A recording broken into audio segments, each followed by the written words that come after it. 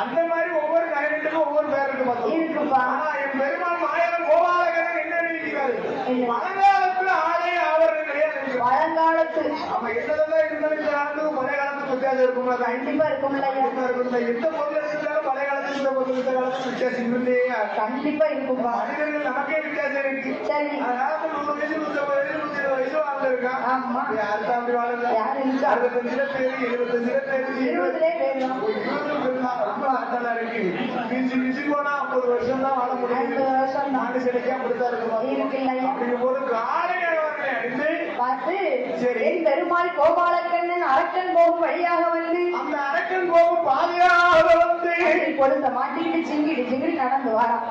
அதை பார்த்தா அரக்கன் சரி எடே பெண்ணே அம்மா வீட்டு 8 மணி இருக்குமடி அம்மா அம்மா அந்த இறந்த உள்ள காட்டுக்குள்ள ஒருத்தியா போறிய உன் கூட நான் வரவா? இது நல்லா ஒரு பெண்ணு போயிடக்கூடாது. அதை பார்த்து பெண்ணு தான் நினைச்சா அரக்கேன். பெருமாள் என்று நினைக்கிறேன். ஆமா, என்ன சொல்லுகிறான் மாதிரியா? என்ன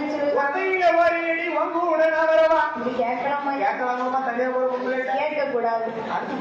அப்போ அந்த பெண்ணை பார்த்த வல்லரக்க ராஜமன்னன் என்ன கேட்கிறான் தெரியுமா? ஒரு என்னம்மா பேரு என்னம்மா பேரு என்னம்மா பேரு என்னம்மா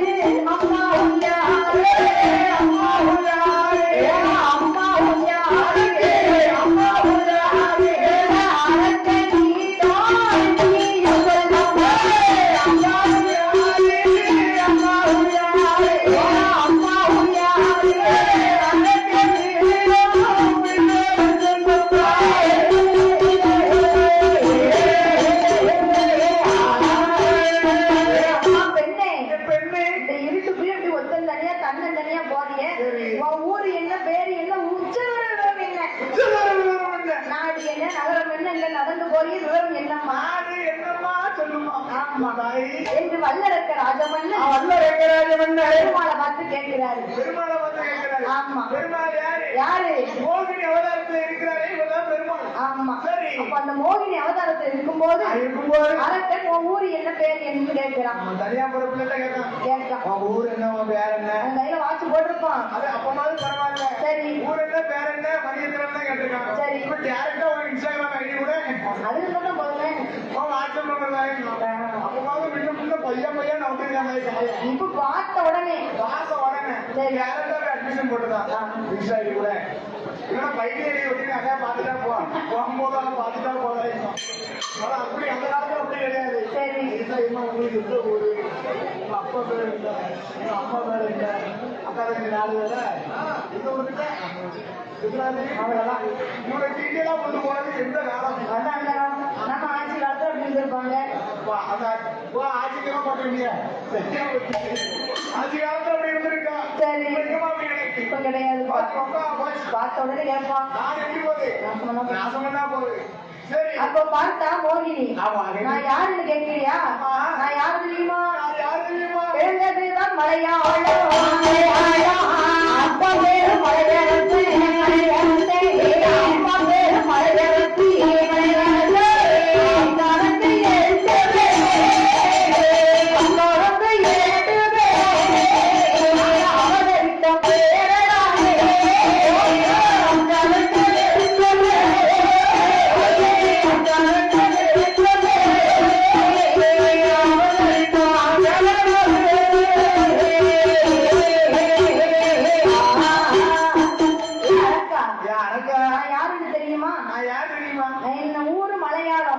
அப்பா பேரு மலையரசன்.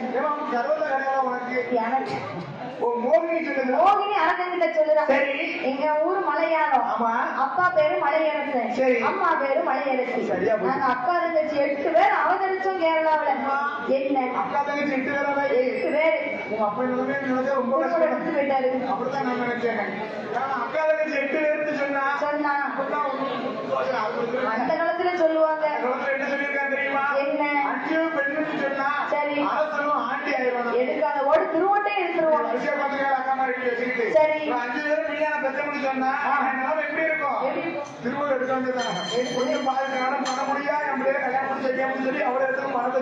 அப்ப நீ 8 பிள்ளை கேட்டப்போ நான் 8 பிள்ளை கேட்க அந்த காலத்துல இருக்கேன். சரி நல்லா யோசிக்கணும். இந்த காலத்துல 8 பொம்பளை பிள்ளை நினைச்சுக்கோ. சரி ஐயா புண்ணியத்துல 2 கல்யாணம் முடிச்சு 8 பொம்பளை பிள்ளை எனக்கு வந்து நினைச்சுக்கேன். சரி ஆனா மூத்த பொண்ணாட்டியோட அம்மாவுக்கு இந்த வயல மொட்டை போடலாம்னா மாமியார் இருக்கா?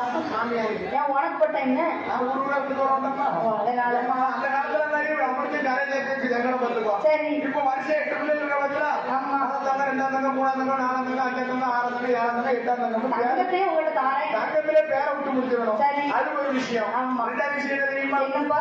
நீங்க 6ஆம் வகுப்பு விடுதி கேட்டாங்க. சரி இதே மகளிர் தினத்தன்னைக்கு இங்க கேட்டாங்க பார்த்துக்கோ. ஆமா நம்ம இங்க மட்டும்தான் வர முடியுது. சரி நாகர்கோவில் பக்கம் வந்து போன வச்சு கன்னியாகுமரி பக்கம் வந்து போன வச்சு ஒவ்வொரு பக்கம் வந்து போன வச்சு நம்மளால போக முடியல. அதனால தாங்க கூட வருவது என்ன என்று கேட்டீங்கன்னா என்ன 8 வில்லு செட்டு ஆரம்பிச்சு வச்சிருக்கோம். 8 பேருக்கு ஒரு செட்டு 8 பேருக்கு ஒவ்வொரு செட்டு வில்லு செட்டு ஆரம்பிச்சு ஓடிச்சுரம் தான் அவாண்டு சுத்தி 8 செட்டுல ரவுண்ட் அடிச்சிடும். எப்படி இருக்கும் கையில பிடிக்க முடியாது. முடியவே முடியாது. ஆமா சரி அப்ப நான் பார்த்தா ஆமா இப்ப வல்லரசே கேட்கிறான் ஏ மோகினி அம்மா மோகினி 8 பிள்ளையும் கேட்டு சொல்லுறியே முடிச்சுட்டா கல்யாணமா? கல்யாணம் 8 பேருக்கு முடிஞ்சிட்டு யார் யார் தெரியுமா? அவன் முதலாவது பிறந்தவள்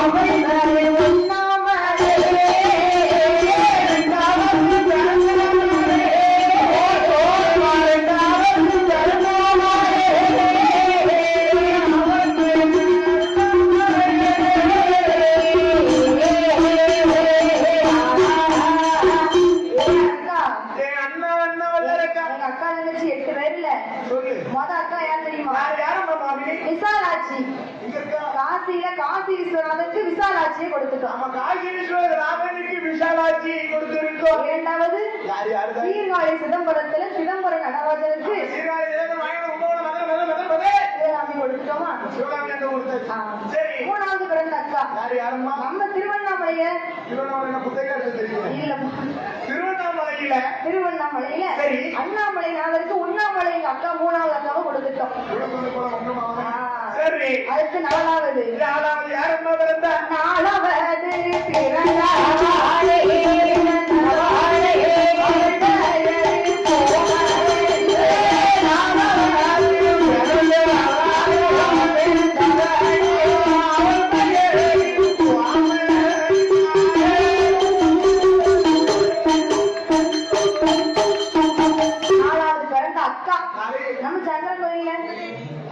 நம்ம சங்கரன் கோயில் சொல்லி போட்ட கிடக்குப்பா ராசாப்பணமா சொல்லு நீவாட்டு நம்ம சங்கரன் கோயில் நம்ம சங்கரன் கோயில் யாரு இருக்கா? நம்ம கோயில் நம்ம கோயில் அப்படி சொல்லு. சங்கர நைனாருக்கு ஓ அப்படியா? கோமதி ஆவட. வா வேற எதுதானே? ஆமாப்பா. அல்லா வச்சிருக்கான் பேரு மாமூலி சரி நாலாவது அக்கா நாங்க கொடுத்துருக்கோம். சங்கடத்தை எல்லாம் தீர்ப்பதற்கே இருக்கிறான் சங்கர ஈஸ்வரன். ஆமா அவருக்கு ஒருத்தரும் கோமதி அவட கொடுத்துட்டோம். நம்ம கோமதி ஐந்தாவது பிறந்த அக்கா யாரும்மா? குச்சாலத்துல குளிக்க சொல்றது எனக்கு குச்சாலம்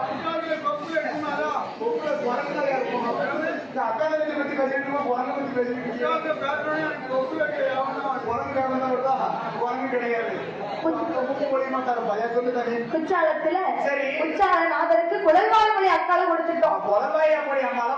ஆமா. சரி. ஆறாவது பிறந்த அக்கா பாவநாசத்துல அந்த பாவத்தை எல்லாம் பார்க்கறதுக்கு இருக்கானே பாவநாச ஈசனுக்கு பாவனாசி ஈசனுக்கு எங்க அக்கா உலகமால கொடுத்துட்டோம். உலகமாக தான் கட்டி கொடுத்திருக்கோம். சரி. ஏழாவது பிறந்த அக்கா யாரம்மா? காந்திமதி. எங்க இருக்கா? நம்ம திருநெல்வேலி அதை சொல்லு. நம்ம திருநெல்வேலி சொல்லு. ஏத்துக்கலாம். நம்ம மாவட்டத்துல சரி திருநெல்வேலியில ஆமா ஐயா டவுனு நெல்லையப்பர நடராஜனுக்கு திருநெல்வேலி டவுன்ல கொடுத்துருக்கு. சரி இல்லையப்பனுக்கு ஆமா காந்திமதி அவன் காந்திமதி அம்மாவை அங்க கொடுத்துருக்கோம். 7 பேர் 7 இடத்துல பெட்டி கொடுத்தாச்சு. கொடுத்தாச்சு. நான் 8வது பெண் பிறந்த நான் எட்டி பார்த்த இடமெல்லாம் கட்ட மண்ணு. நான் கால வச்சு இடமோ கட்ட பண்ணு. நான் பூத்த நட்சத்திரம் என் புருஷனுக்கு ஆகாது. ஆகாது ஆகாது. நான் ஆளான நட்சத்திரம் என் ஆளனுக்கு ஆகாது என்று சொல்லி ஐயா என்ன ஆளான நட்சத்திரம் ஆளனுக்கு ஆகாதான். அதான் சொல்லியிருக்கேன் பாத்துக்கோ. என்ன ஆண்களுக்கு பிறந்த ராசி பெண்களுக்கு மூத்த ராசி. பூத்த ராசி. ஆமா இவ சொல்லுகிறா என்ன ஆளான நட்சத்திரம் ஆளுக்கு ஆகாது. எந்த நட்சத்திரத்துல பூத்தா? நட்சத்திரம் உத்திர நட்சத்திரத்துல பூத்தா நட்சத்திரத்துல சொன்னா உரியில தொங்கும் தாலி ஆறு அங்க தொங்குமா தாய் பாத்தோம்ல தொங்கும். பாத்துக்கோ கட்டி கொண்டு வந்துருவோம். எங்கேயும் கசகசன்னு வருதுல்லப்பா கழட்டி வச்சுக்கிடுவோம். இப்படி போட்டுக்கலாம் பாத்துக்க. இப்படி கொஞ்சம் நேரம் காத்துல இப்படி கொஞ்ச நேரம் போட்டுக்கிடுமா. சரி ஜோப் போடலாம். சரி கொஞ்ச நேரம் இப்படி போட்டுக்கலாம் கொஞ்ச நேரம் இல்லையா அப்படி கொஞ்ச நேரம் போட்டுக்கலாம். பத்திரமா இருக்குன்னா ஓடிடுதா செமப்படி மிச்சம். இப்படிதான் எந்த வீட்டுக்காரி கதைகளை எந்த வீட்டுக்காரி போன இடத்துக்கு தண்ணி எடுக்க போயிருக்கா பார்த்துருக்கோம். அது நம்ம கூட்டத்தில் வந்து பறக்க முடிச்சுட்டு அவன் தண்ணி எடுக்க போனாலும் பறக்க முடிச்சுட்டு என்ன செய்யறான் மறுநாள் தாமரத்தோட வீட்டுல போய் நின்னாச்சு. என்னன்னு கேட்கணுமாமா? தாமரத்தோட என்ன செஞ்சிருக்கா தெரியுமா? ஆரஞ்சு பழம் ஆப்பிள் பழம் மாதுளை பழம் எல்லா பழத்தையும் மல்லிகை பூ பட்டு போல எல்லாத்தையும் கொண்டு போய் வச்சிருக்கான். என்ன காரணம்? அவளை பெண் கட்டு போய் நின்றுருக்கான். ரோட்ல பார்த்தாலும் பெண் கட்டு போய் நின்றுருக்கான். அம்மா ஏன் தாய் காமெடி ராமா வெளியே இருக்கான். அவன் முன்னாடி எப்படி 3 பிள்ளைகளும் 3 பொண்ணு வருது. பார்க்கும்போது நல்லதான இருந்தா இல்லைன்னா 3 பிள்ளைகளை கொண்டு வரான்னு பார்க்கும்போது தெரியுது பாதிக்கு கல்யாணம் முடிச்சு. அவன் கல்யாணம் முடிச்சு ஒரு விஷயம் தெரியப்படுத்துவாங்கய்யா. நெத்தியில ஒரு பொட்டு வைக்கலாம், கழுத்துல ஒரு மாங்கல்யம் நம்ம போடலாம், காலில் ஒரு மெட்டி போடலாம். இவன் மெட்டி பாத்திரம் தைக்கும் போது கழுத்துக்கு சொல்லி பாத்திரத்துல வெளியே வச்சிருக்கான். நாம கழுத்துல ஒரு தாடி தூக்கி பாத்திரம் கூட மாட்டியாச்சு. நெத்தியில குங்குமம் எப்படி இருக்கா தெரியுமா? முடி எப்படி இருக்குதா? இங்க வச்சு ஒரு 3 முடிக்கலாம். தெரியக்கூடாது கல்யாணம் முடிஞ்சு நட்டுவாங்க. கல்யாணம் முடிஞ்சு தெரியக்கூடாது. இப்ப வந்து கழுத்துல வச்சு முடிக்கலாம். அப்புறம் எங்க வீட்டுக்கார வரதான் பெண்ணு கேட்க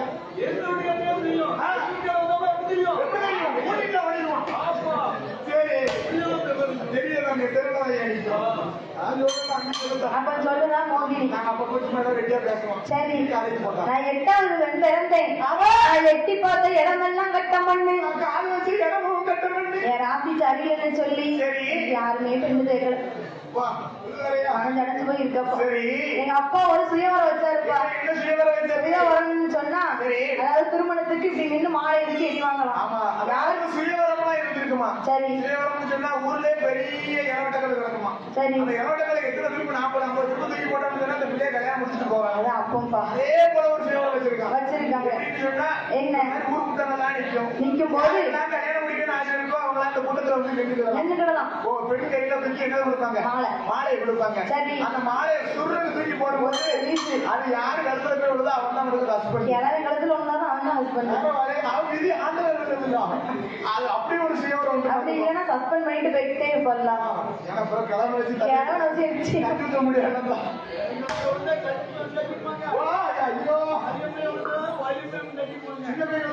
சின்ன பையன் மறுபடியும் கொண்டாடி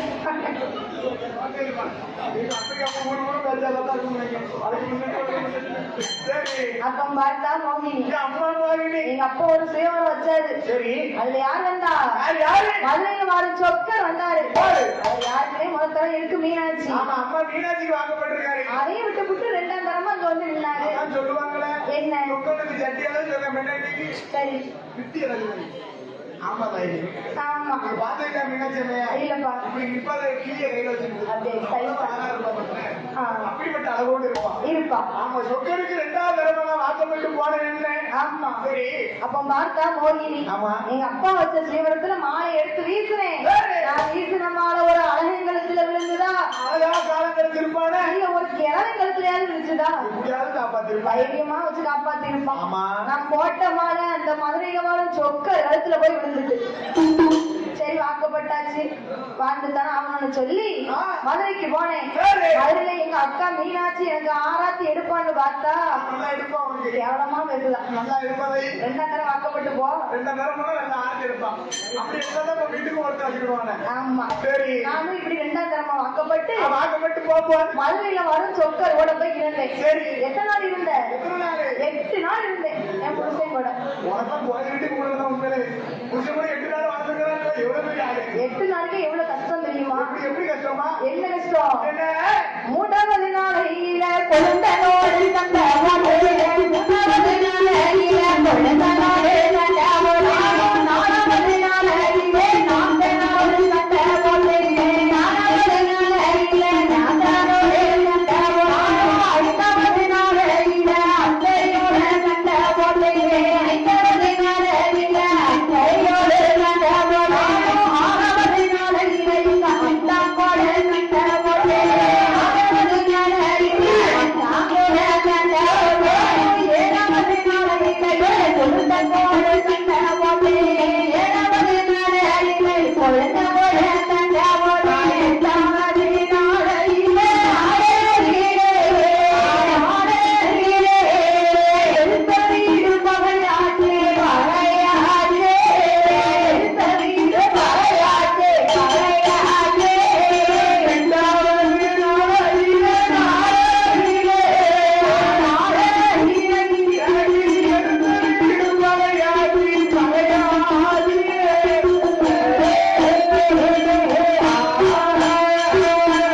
அண்ணா வல்லரக்கா அம்மா பாருங்க. மதுரையில வந்து சொக்கருக்கு 2ஆம் தரமா வாக்கப்பட்டு போனேன். சரி 3வது நாளையில மூத்த கொழுந்தங்கோட சண்டை போட்டேன். ஆமண்ணே 4வது நாளையில என் நாத்தனா கூட சண்டை போட்டேன். நாத்தனாவோடு சண்டை போட்டு 5வது நாளையில என் அத்தை கூட சண்டை போட்டேன். 6 நாள் ஆச்சு என் அத்தன் கூட சண்டை போட்டுட்டேன். நினைச்சு என்னடா நான் சொல்லவே தெரியுது. 7 நாள் ஆச்சு சரி. இலைய கொழுந்தன் கூட சண்டை. அவன் முடியுமா? ஆமா சரி 8வது நாளையில எடுத்த வீடே பகையா போச்சு. எடுத்த வீடும் பழையா போச்சு. நான் மூத்த நட்சத்திரத்தை பாத்தியா? அரசன் கூட 8 நாள் தான் வாழ்ந்தேன். அப்ப 8 நாள் வாழ்ந்துருக்கீங்க. ஆமா அப்புறம் கும்பிடு போல ஆனா அந்த நட்சத்திரம் என் ஆளனுக்கு ஆகவில்லை. ஆகலையே ஆகலையே. ஏன்னா உத்தர நட்சத்திரத்துல பூத்திருக்கல அதனால. ஆமா சரி அப்போ மதுரையில வாழும் சொக்கர் கூட இவளும் சும்மா இருக்கணும்ல. என்ன எதிர்த்து சண்டைக்கு வந்து வந்து செய்தா என்ன செய்வா? வீட்டுல வீட்டு முன்னாடி அடுப்பதுக்கு வச்சுக்கிடுதா. அடுப்புக்குவா அடுப்பதுக்கு வச்சுக்கிடுதா. வச்சுக்கிடுவா. அது ஒரு பொய்யாடி வைக்கப்பட்டிருக்கா. சரி 4 மண்ணை எண்ணெய் போட்டு வறுத்துக்கிடுவா. மண்ணை போட்டு வருப்பா. எதிர்த்து இருக்கீங்கப்பா. எடி ஏட்டி என்னத்த வறுக்க? உன் தாலியை போட்டு வறுக்க. அப்படின்னா யார் சண்டைக்கு வராம இருப்பா? என்ன செய்வா? அவ குடி பிடிச்சு நாட்டாட்டுவா. வாட்டில போறாட்டி விட மாட்டான். இப்படி சண்டை போட்டு 8வது நாளையில எடுத்த வீடு பகையா போச்சு. எடுத்த வீடு பழையா போச்சு. என் அண்ணே வல்லரக்கா உன்னை வச்சு அவனுக்கு காலம் தெரியுது. காலம் கிடைக்க தெரியலடி. சரி அவங்களுக்கு பைத்தியக்காரன். என் கூட வரியா? மூணு சொல்லிட்டு என் கூட வா. சரி ராணி மாதிரி பாத்துக்கிறேன். நான் என் பிறந்த வீட்டுக்கு போறேன் வழிய விடு. அம்மா வாயினி மத்த நேரத்துல இருந்து அண்ணன் அண்ணன் கூப்பிடுதியா? அப்படி என்று எனக்கு மனசுலாம் வலிக்குதாயி. அண்ணன் என்று சொன்ன வாயால் அத்தான் என்று சொல்லுங்கப்பா. அண்ணன் என்று சொன்ன வாயால் அத்தான் என்று சொன்னாரே. தாய் என்று சொன்ன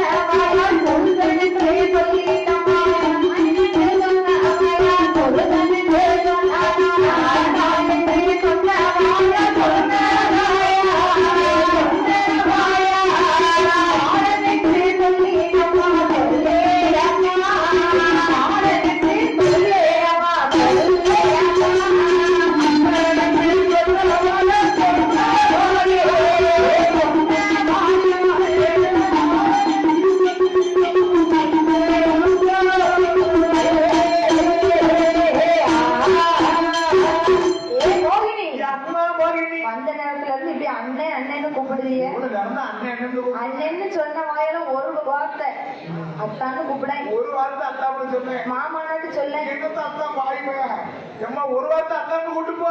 சரி மனசுலாம் வலிக்கு வலிக்குமில்ல, அந்த நேரத்துல பிரதர் பிரதர்னு கூப்பிடாங்க. சரி ஏங்க வாங்க போங்கன்னு பேசு, பேசு. அதுதான் நல்லா இருக்கு. ஆ, சரி புருஷனாட்டு சொல்ல, அப்படியே சொன்னேன். கும்பிட்டு போடுவேன். கும்பிடு போடுவேன். அம்மா அம்மா ஏ மோகினி, நீ மதுரையில் வந்து சொக்கர் கூட தானே சண்டை போட்ட, சரி. ஏன் கூட வாரியா? என் கூட வந்தேன்னு சொன்னா சரி. அவ்வளவு அழகா இருக்கும். அழகா பாத்துக்கிட்டேன், வாழ்க்கையே இன்பமா இருக்கு. இன்பமா என் அம்மா மோகினி. ஏ வல்லரக்கா, என்ன? உன் கூட வர வந்துருவேன். சரி. உனக்கு மூத்த தாரிகாரி இருப்பாள்ல, அம்மா, என்ன நீ ஒரு வார்த்தை என் கூட வாழணும்னு சொல்லி சரி. வாழகத்தை அம்மிக்கல்ல தூக்கி போட்டு கொண்டு போடுவேன். முதல்ல அதுக்கு வழி இல்லையா? சரி. கல்ல கட்டி கடல்ல ஆடுவேன். உன்னை கண்ட உடனே அதை கொல்லணும்னு தோணுது. ஆமா, என்ன செய்ய நமக்கு தவிர நம்ம ரெண்டு பேரும் ஒன்னா வாழணும். மோகினி, ஒன்னா இருக்கணும். நீ வந்தேன்னு சொன்னா உனக்கு உனக்கு நான் என்னெல்லாம் தருவேன் தெரியும். என்ன எல்லாம் தரும் தெரியுமா? என்ன என்னம்மா என் மதுரை உள்ள மல்லி பூவா வெளுத்து தாரே அம்மா, தாரே அம்மா, ஒரு பதிலட்டு தாரே தாரே, இளவேலி அல்வா தாரே தாரே, விழுத்து தாய் போவா போவா, வெளுத்து தாரே அம்மா, தாரே அம்மா, பார முறுக்கு தாரே முறுக்கு தாரே, கண்டமட பாயும் தாரே பாயும் தாரே, வெளுக்கும் பாவலுக்கு ராவலுக்கு ராஜவாழை நாயும் தாரே நாயும் தாரே, மோகினியா இளவரியே, மோகினியா இளவரியே, எது சொல்வான் வல்லரசே, மோகினியா இளவரியே, மோகினியா இளவரியே, எது சொல்வான்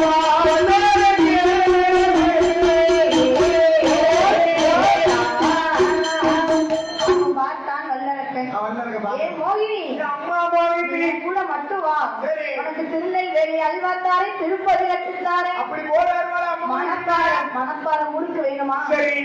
வேற ஆமா, ஸ்ரீவில்லிபுத்தூர் பால்கோவா வேணுமா? அது மட்டும் பத்தமட பாயி, பத்தமட பாயிதார சரி. ஆத்தூர் வெத்தனதார. நம்ம ரெண்டு பேருக்கு காவல் எங்க இருந்து வரும்? ராஜபாளையத்துல ராஜபாளையத்துல இருந்து நாய் வாங்கிட்டு வரணும். நாய் வாரேன். அது மட்டுமா வாங்கினி என்ன? என் கூட வந்து சொன்னா சரி. கோயில்பட்டி மண்ணு தானே. கோயில்பட்டி மண்ணா? கோயில்பட்டி மண்ணு தான். கடல் முட்டை கிடையாதா? ஒரு ரோடு பட்டி முடிக்கிறான். ஒரு திருப்பதி லட்டு. ஆமா. சரி. உனக்கு கை பிடிக்க தோழி பெண்ணு, கால் பிடிக்க தோழி பெண்ணு, ஆமா. சேலை கட்ட மட்டும் நான் வருவேன். சரிதான், நல்லா தான் இருக்கு. சேலகட்ட நான் வாரேன், பூமுடிக்க நான் வாரேன். நீ என் கூட மட்டும் வா. சரி, என் கூட வந்தவன் சொன்னான். சரி. ஆமா, ஒரு ராஜா. சரி, சரி. அம்மா மோகினி. ஏ மோகினி, நீ மூத்த தாரிகாரி இருக்கான்னு பயப்படுத்தியா? ஐயா. நீ வா. சரி. நான் அவளை கொன்றுவேன். ஐயா. ஏ அண்ணா, அண்ணா. நான் உன் கூட வந்துருவேன். சரி. மூத்த தாரி கூட போக மாட்டேன்னு எனக்கு ஒரு சத்தியம் பண்ணி கொடுமா? என்ன? சத்தியம் தானே. சரி. இப்படி சொல்லிட்டு அப்படியே அதை சத்தியம் பண்ணி விட்டு அரை மண்டாட்டி ஆக்கிருப்பேன். நல்லா ஆக்கிருப்பேன். பாதி சத்தியம் பண்ணி விட்டு பாதி மண்டாட்டி ஆக்கிருப்பேன். அம்மா மோகினி. சத்தியம்னு சொன்னா சும்மா சத்தியம் இல்ல. சரி. உன்னோட ஆள்காட்டி விரல் எடுக்கணும், சரி. தலையை 3 தடவை சுத்தணும், சரி. திருப்பார் கடலிலே சென்று முங்கி ஆமா. கரையோர வந்து தொடணும். அடேங்கப்பா. உன் தடவை ஏப்பா, அந்த சத்தியமா ரொம்ப கஷ்டமா இருக்கும் மோகினி. சரி. மேம்படி இருக்கிற பிள்ளையாரு எனக்கு என்ன? அவர் மேல போயிட்டோம். அவர் என்ன வந்து கலப்படி இருக்கிற வேலை புருஷன். சரி. ஏமா அது முத்தலி இருக்கவங்க அவன் மேலே போட்டுட்டா இது வேண்டாமா? வேண்டாம். அப்போ நினைச்சேன். அம்மா யாரு மேல வேணும் உனக்கு சத்தியம்? நான் கேட்ட சத்தியம் மட்டும் எனக்கு வேணும். சரி. ஆள்காட்டி விரல் எடுத்து உன் தரத்துல வச்சு ஆள்காட்டி வேலை கொண்டு. ஆமா. சரி. மூத்த தாய் கூட போக மாட்டேன் ஓ, அவன் அப்படின்னு ஒரு சத்தியம் கேட்டேன். அவன் அந்த மூத்ததாரி கூட போக மாட்டேன்னு சொல்லி உனது ஆள்காட்டி வேலை கொண்டு ஒரு தொட்டையில தொட்டு சத்தியம் செய்து. ஆனா அரசு ஆண்டவன் கிட்ட வாங்கின வரம் என்னது? என்ன வர என்ன வர? ஆள்காட்டு விரல் எடுத்து யார் தெரசுல வச்சாலும் தெரசு வெடிச்சிடும் சரி. அப்படின்னு வரத்தை வாங்கியிருக்கான். வரத்தை வாங்கியிருக்கான். வரத்தை எல்லாம் மறந்துட்டான். என்ன செய்ய? பெண்ணை 6 அடி பெண்ணை பார்த்தா 50 அடி மனசுல எல்லாமே மறந்து போகுது. பெண்ணு தான் நினைச்சா பெருமாள் என்று நினைக்கிறேன். மங்க என்று நான் நினைத்தான் மாய கண்ணன் என்று நினைக்கிறேன். அவன் நினைச்சிருந்தா நம்ம வந்திருக்க முடியாது. கண்ணி பெண்ணு நினைச்சான். நினைச்சானா? கண்ணபுரம் என்று நினைச்சானா? நினைக்கலையே. நினைக்கலையே என்று சொல்லி சரி. நான் உனக்கு சத்தியம் பண்ணிட்டான் சரி. என்று அரக்கணவன் சொல்லிக் கொண்டிருக்கும் போது சொல்லிக் கொண்டிருக்கும் போது சந்தன மல்லிகையில் தோழி கட்டி போனே தாயை நீரன் வளரே தாழைகளேரோ வெண்ணில வீசிட்டு பாட்டு சொல்லுறே நீரன் வளரே தாழைகளேரோ அந்த உலகையோடு தாய்க்கு செல்லக்குள்ள நாடுங்கே கவலைக்கவே ஆமா கண்கள தாயே கந்தன மல்லிகை தோழி கட்டி போனே தாயை நீரன் வளரே தாழைகளேரோ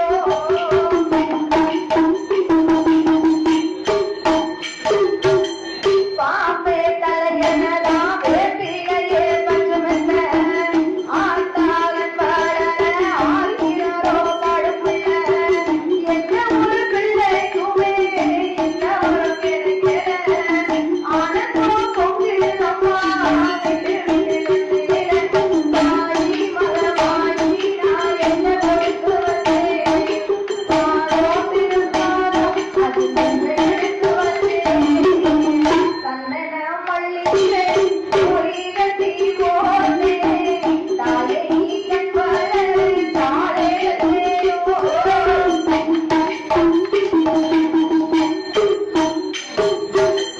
ஒரு வாய் சோறுனக்கு ஊட்டி விட்ட வேளையில ஒரு கோபத்தி அடக்கி உனக்கிடம் பாடிரத்தில உனக்கு படுக்கையிலே ஒன்று எடுத்துறடி அனநாசி பார்த்தேன் போக்கு நீங்க வந்தரடி தாயே நீயே நெஞ்சில் தட்டி விடு போகும் வழியாவும் நீ என்பதை உடையிலே சந்தன மல்லிகை தோழி கட்டி போனே தாயே நீரன் வளரே தாழைகளேரோ தாயே நீரன் வளரே தாழைகளேரோ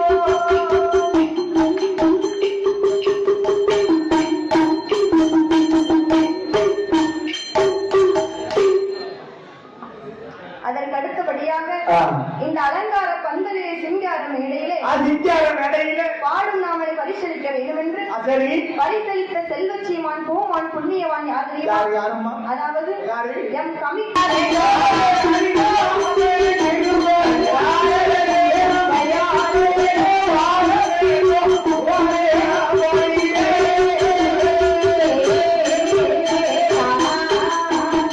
பார்த்தான் வல்லரக்கன் ஆண் என் பெருமாள் கோபாலக்கண்ணன் கேட்ட சத்தியத்தை செய்ய வேண்டும் என்று சத்தியத்தை செய்ய வேண்டும் என்று சொல்லி திருப்பார் கடலிலே சென்று 10 முங்கு முங்கி கரையோரம் வந்து கிழக்கு முகமாக நின்று கிழக்கு முகமாக நின்று ஆழ்வாட்டு விரலை எடுத்தான் தலையை 3 தரம் சுத்தி சரத்துல வச்சான் மூட்டத்தாய் கூட போக மாட்டேன் சரத்துல கைய வச்சானே அரக்கண்டை இறக்க அந்த கன்னிமார்கள் குலவை போட பெருமாள் கோபாலக்கண்ணன் அரக்கனை கொண்டாச்சு ஆண்டவனை தேடி போவோம் என்று சொல்லி ஆண்டவன் இடத்துல வந்து கேட்கும் போது அரக்கன் கிட்ட போனாலும் அவனை எரிச்சிருவான எப்படி அவனை கொன்னீங்க எப்படி கொண்டீங்க ஒன்ற வார்த்தை எனக்கு எடுக்கணும் என்று சொன்ன போது எடுத்தாரே ஒரு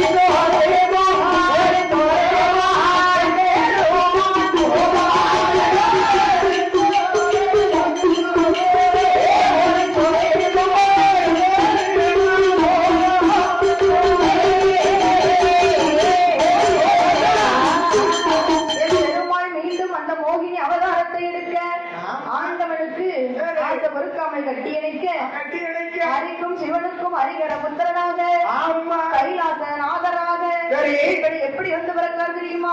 எப்படி வந்து வருகின்றார் ஏங்கி மையா சோறு மகாதேவன்